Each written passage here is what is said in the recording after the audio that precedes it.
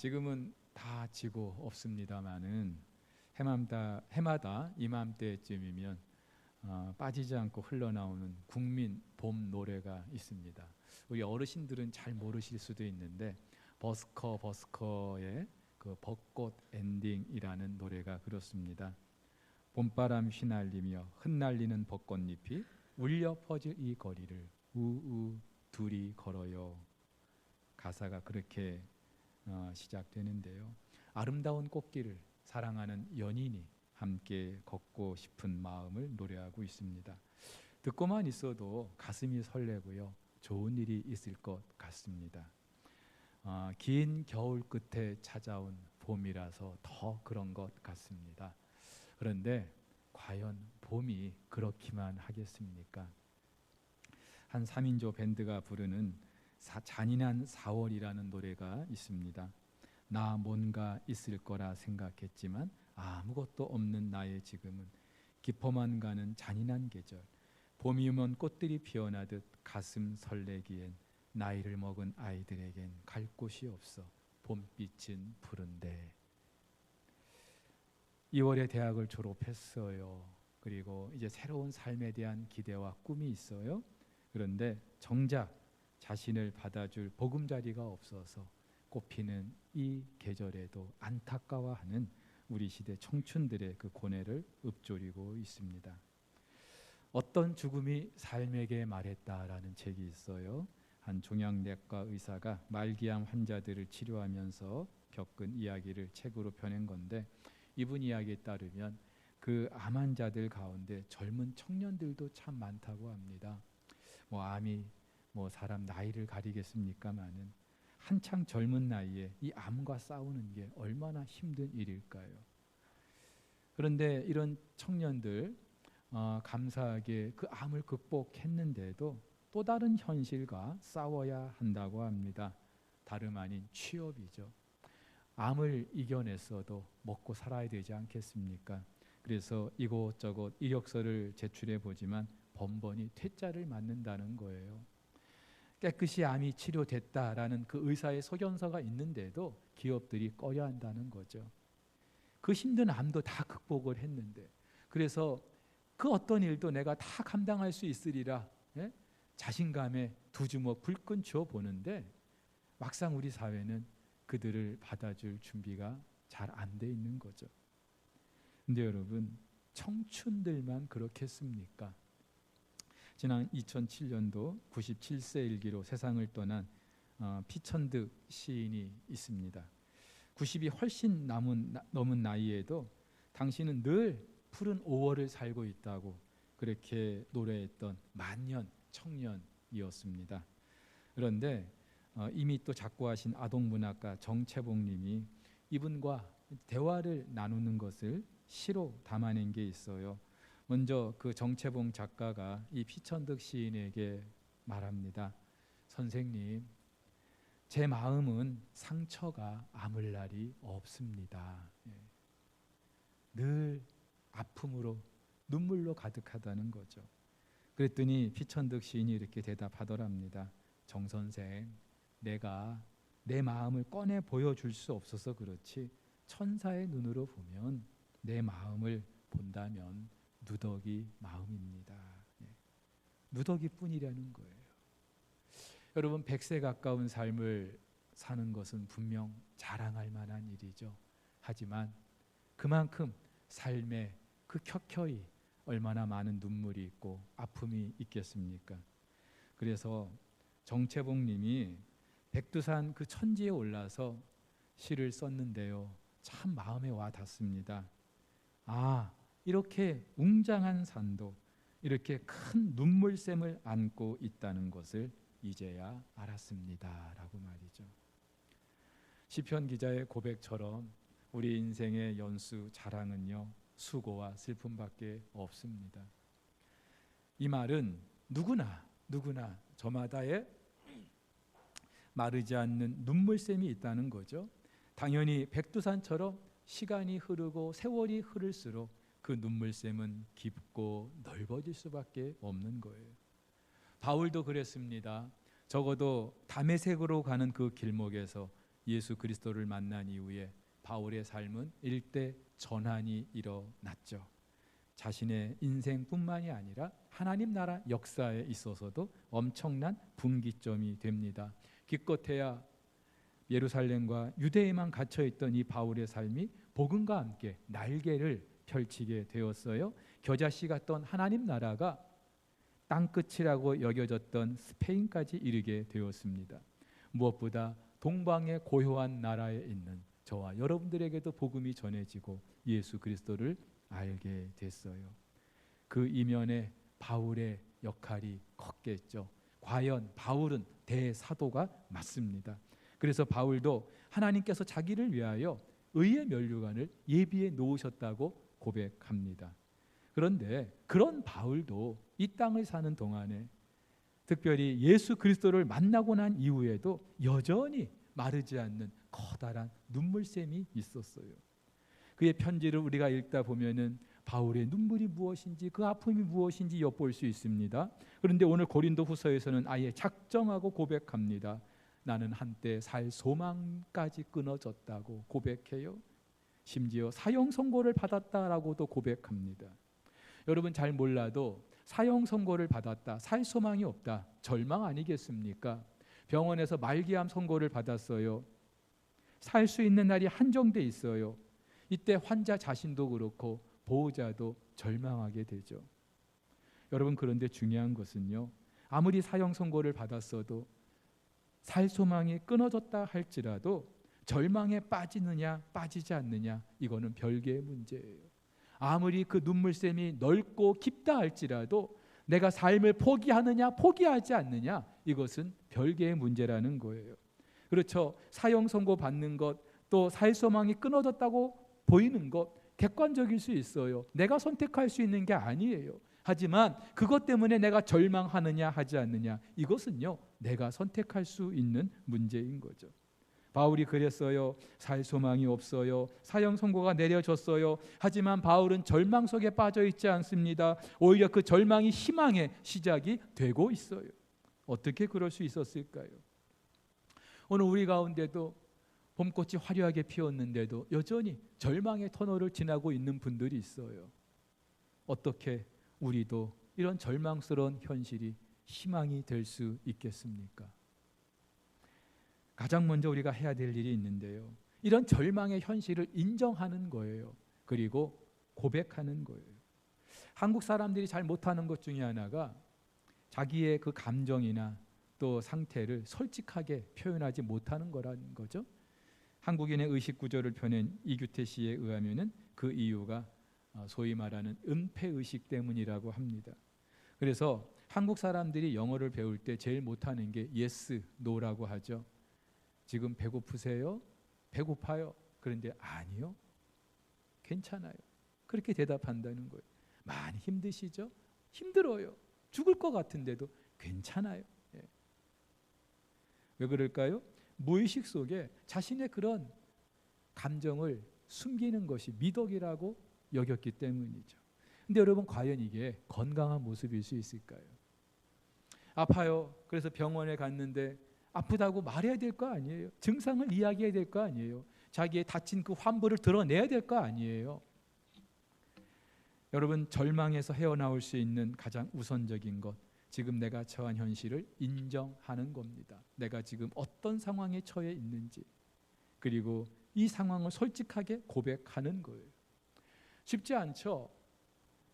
특별히 지금의 이 상황을, 형편을 공개하면은요 오히려 부끄러움을 당할까 싶어서, 사람들의 입방아에 올라서 더 큰 상처를 받을까 싶어서 우리는 꼭꼭 숨길 때가 많이 있습니다.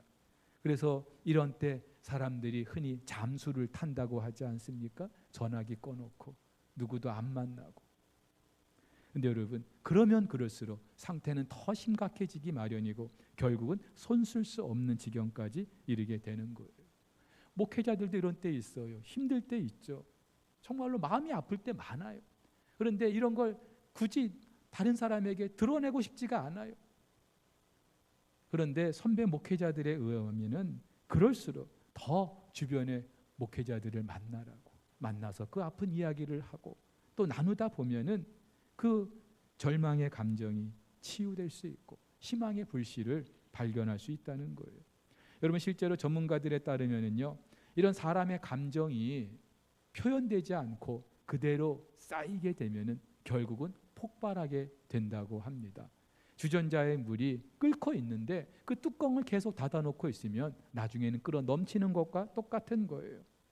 여러분, 우리의 감정은 반드시 그 감정을 가진 사람이 인식해야 되고, 내가 지금 이런 상태이구나, 그리고 자신의 그 감정을 누군가에게 솔직하게 표현할 수 있어야 되는데, 그렇지 않으면은 무의식 속에서 우리의 뇌는요, 그 달래지 못한 감정을 계속해서 달래느라고 이성적인 판단을 하지 못하게 한다는 거예요.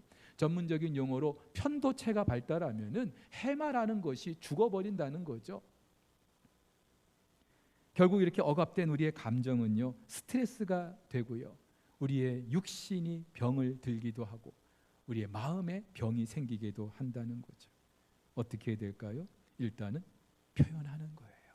누군가에게라도 고백하는 거예요. 오늘 바울이 그러잖아요. 자기의 그 당한 어려움을 조금도 은폐하지 않아요. 숨기지 않아요. 솔직하게 고백하고 있어요. 8절을 보면은 자기가 아시아에서 당한 그 환난을 말합니다. 힘에 겹도록 심한 고생이었다고 말합니다. 그래서 살 소망이 끊어졌고 사형 선고를 받았다고 말합니다. 정확하게 이것이 무엇을 말하는지는 알 수가 없어요. 하지만 우리는요, 바울의 서신서를 통하여서 바울이 복음을 전하는 과정에서 겪었던 일들을 우리는 너무나 잘 알고 있어요. 어쨌든 바울은 그런 자신의 절망감을 숨기지 않고 고백하고 있습니다. 여러분, 자기가 목회하는 그 고린도 교회 성도들에게 사도가 자신의 그런 속사정을, 그 감정을 이렇게 있는 대로 드러내는 것이 쉬운 일이었을까요? 여러분, 흔히 아버지들이 아파요, 마음이 아파요, 힘든 일이 있어요. 그래도 가족들에게는 그 힘든 모습을 보이고 싶지 않잖아요. 그런데 바울은요, 드러내놓고 나 사형 선고 받았다, 나 살 소망까지 끊어졌다, 그렇게 고백하고 있어요. 여러분, 이것이 바로 치유의 시작인 줄로 믿습니다. 아플 때는요, 아프다고 말하세요. 슬플 때는요, 슬프다고 말하세요. 근데 이때 중요한 게 있죠. 아무한테나 그럴 수 없잖아요. 전혀 내 상황을 알지도 못하는 사람한테, 나를 이해해 줄 것 같지 않은 사람한테 나 아파요, 힘들어요, 그렇게 말할 수 없잖아요. 그래서 여러분, 누군가 자신의 그 아픔을 또 감정을 표현할 때 공감해 주는 것이 너무 중요하다고 합니다. 아이들이 힘들다고 투덜댈 때 야단칠 것이 아니라 그랬구나, 너도 마음이 힘들구나, 이렇게 공감해 주는 거예요. 함께 아파해 주고 함께 욕해 주고 함께 울어주는 거예요. 내가 지금 절망의 벤치에, 통곡의 벤치에 앉아 있다면 누군가 내 옆에서 같이 앉아 있어줄 사람이 필요하다는 거죠. 그래서 여러분 가운데, 여러분 곁에 그런 분이 계시다면 정말로 여러분들은 복된 분들인 줄로 믿습니다. 내 아픈 마음을, 힘든 이 마음을 누군가에게라도 고백할 수 있고 그 사람의 공감을 받을 수 있다면 정말 여러분들은 복받은 분들이에요. 그런데 주변에 그런 분이 없어도 괜찮아요. 적어도 저와 여러분들에게는 이 절망의 벤치에 함께 앉아 계신 분이 계시는데, 그분은 바로 우리 주 예수 그리스도의 하나님이신 줄로 믿습니다. 바울이 오늘 3절에서 이렇게 말합니다. 찬송하리로다, 그는 우리 주 예수 그리스도의 하나님이시요 자비의 아버지시요 모든 위로의 하나님이라고요. 25 꽃다운 나이에 아들을 잃은 한 아버지가 있습니다. 여러분, 그 아들을 잃은 아버지의 그 슬픔을 무엇에 비유할 수 있을까요? 실제로 그분도 이렇게 고백을 해요. 따뜻한 6월 어느 날 아들을 묻었을 때 거기 묻힌 것은 아들이 아니라 나 자신이었습니다. 무거운 관뚜껑에 갇힌 것도 나였습니다. 아들이 가버린 이후 이제 세상은 완전히 달라졌습니다.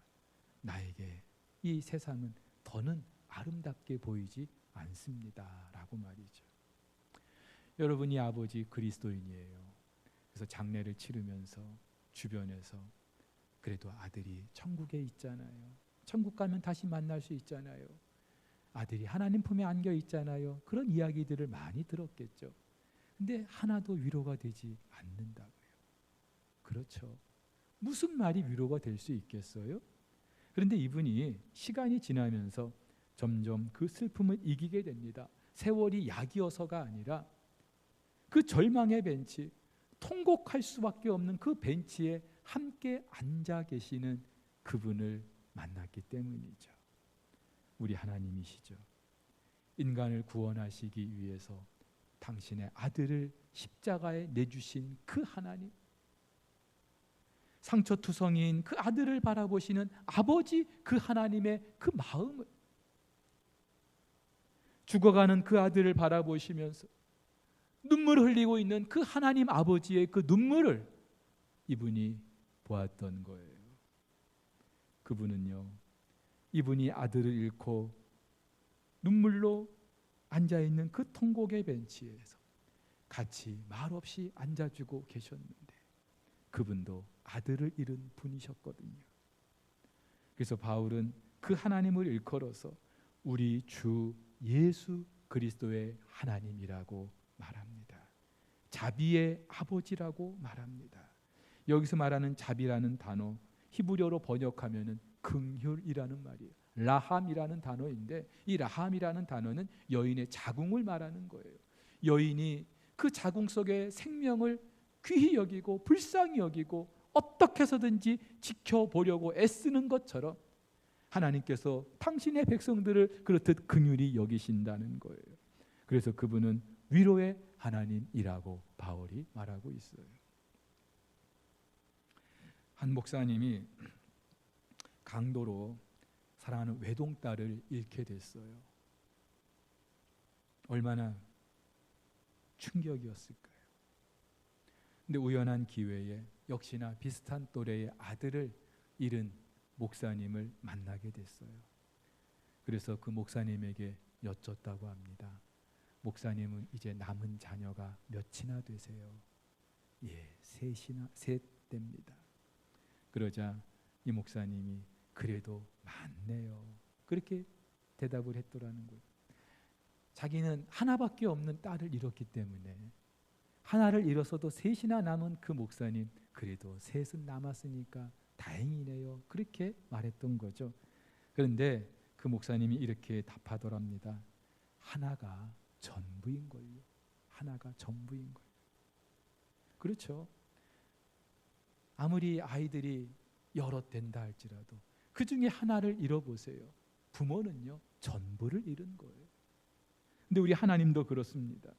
여러분, 이 세상에 예수 그리스도를 믿고 하나님의 자녀가 된 사람들이 얼마나 많아요.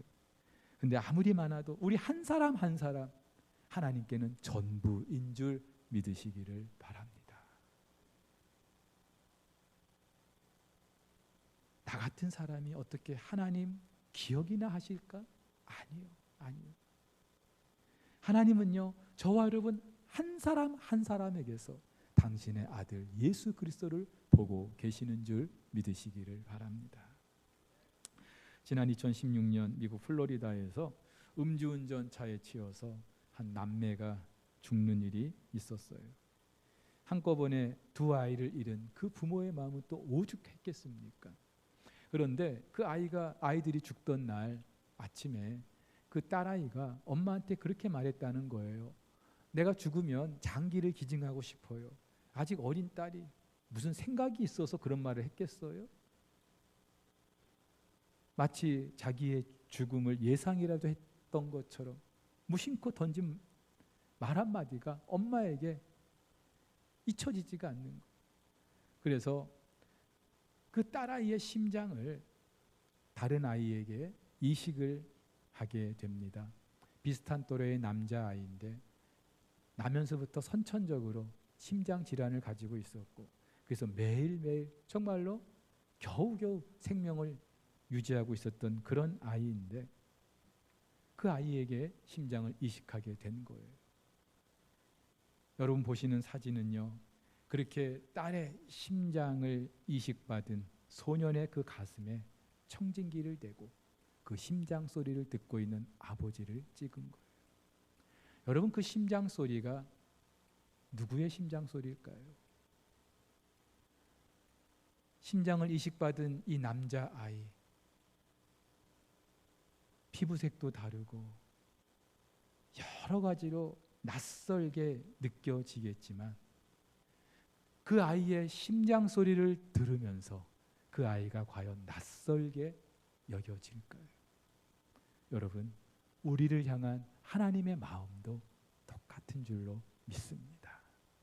저와 여러분에게서 아들 예수 그리스도를 보고 계시는 분, 그래서 그분은요 함께 아파해 주실 수 있는 거고 함께 울어 주실 수 있는 분인 줄 믿습니다.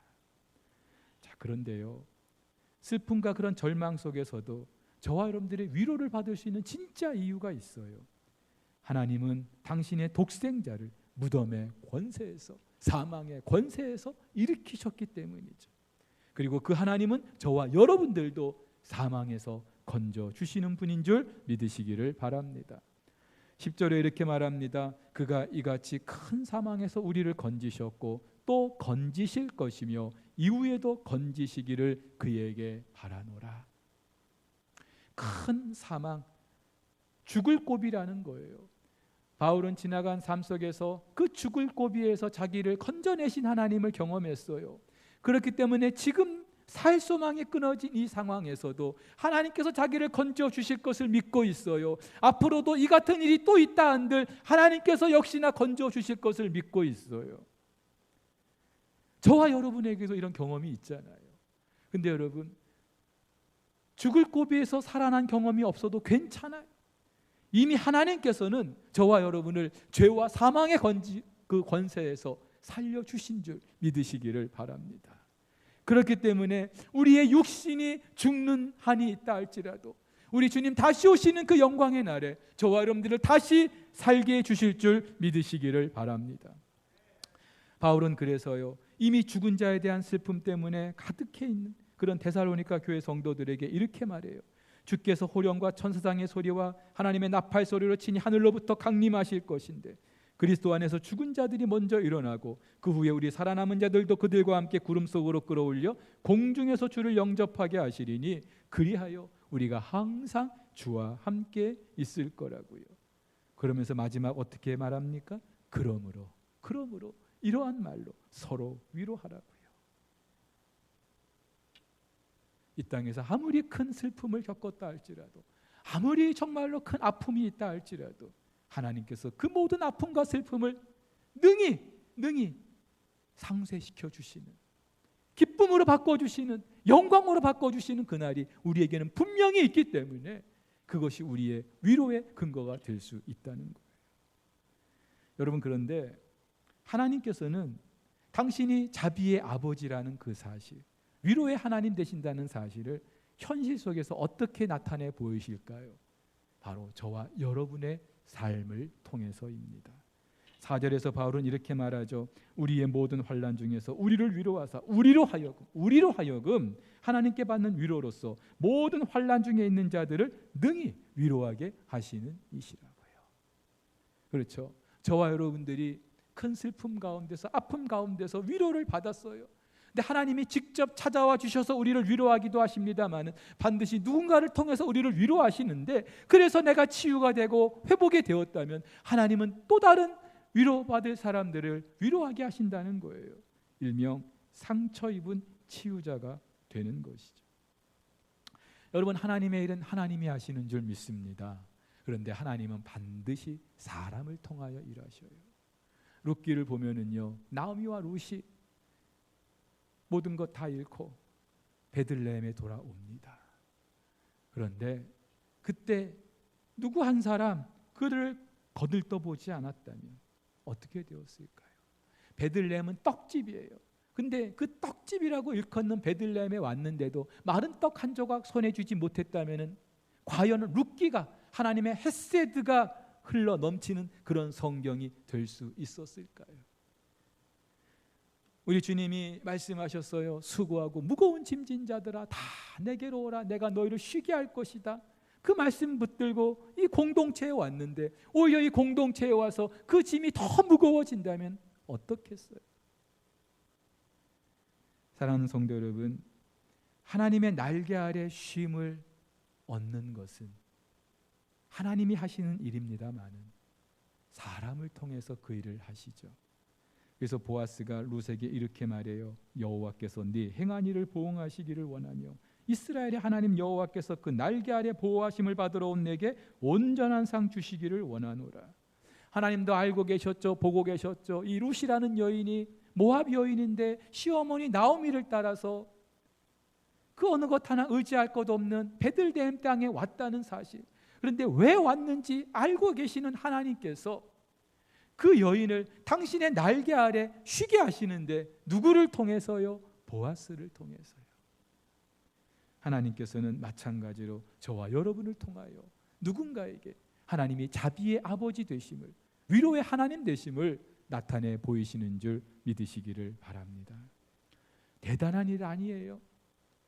그냥 누군가 절망의 벤치에, 통곡의 벤치에 앉아 있으면 같이 살며시 앉아 주기만 하면 돼요. 손 꼭 붙잡아 주기만 해도 돼요.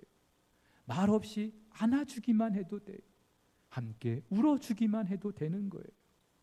무엇보다도 저와 여러분들이 그들을 위해서 할 수 있는 게 있죠. 기도입니다. 오늘 11절에서 바울이 말해요. 너희도 우리를 위하여 간구함으로 도우라. 바울은요, 자기는 대사도이기 때문에 하나님의 놀라운 은혜를 많이 받은 사람이기 때문에 괜찮습니다. 여러분 도와주시지 않아도 저는 잘 견뎌낼 수 있습니다. 그렇게 말하지 않아요. 여러분 나를 위해서 기도해 주십시오. 그러면 내가 일어설 것입니다. 그렇게 고백을 하고 있는 거예요. 여러분이 기도해 주시면 하나님의 은사가 우리와 함께 할 것이라고요. 여기서 말하는 은사가 구체적으로 무엇인지는 알 수 없어요. 하지만 하나님께서는 우리 모두에게 각각의 은사를 주셨어요. 그 은사를 가지고 나만 챙기고 내 삶을 살아가는 데만 쓰게 하시지 않았어요. 하나님은 그 은사를 통하여 누군가를 돕게 하시고 공동체를 섬기게 하시는 것이죠. 그렇기 때문에 누군가를 위해서 기도해 줄 때 하나님께서는 그들의 그 은사들을 통하여서 하나님의 사람들을 세워 가시는 분이라는 거예요. 따뜻한 차 한 잔을 나눌 수도 있겠죠. 따뜻한 말 한마디 보낼 수도 있겠죠. 문자 메시지로 힘내라고, 기도하고 있다고 그렇게 격려해 줄 수도 있을 거예요. 물질로 도움이 될 수도 있을 것이고요. 내가 가진 재능을 가지고 그분을 섬길 수도 있을 거예요. 한 권사님이, 어떤 집사님이 몸이 아픈데 입맛이 다 떨어졌는데 뭐 좋아하시냐고, 뭐 먹고 싶냐고, 생선을 좋아하신다고 생선을 사다가 한 토막 손질해가지고 전해드렸다는 이야기를 들었어요. 그 생선 한 토막 별거 아닐 수 있지만 얼마나 위로가 됐을까요? 사랑하는 우리 성도 여러분, 우리 가운데 이렇게 서로의 아픔과 눈물을 돌아본다면 적어도 우리 공동체에는 절망이란 없을 줄로 믿습니다. 4월이 지나고 있어요. 유난히 아픔이 많은 달이죠. 그런데 세월이 흐르면서 이런 아픔도 눈물도 다 씻겨갔으면 참 좋겠는데 현실은 그렇지 않아요. 근데 성경은 이렇게 이야기합니다. 지면에는 꽃이 피고 새가 노래할 때가 이르렀는데 비둘기의 소리가 우리 땅에 들리는구나. 무화과 나무에는 푸른 열매가 익었고 포도나무는 꽃을 피워 향기를 토하는구나. 나의 사랑, 나의 어여쁜 자야, 일어나서 함께 가자.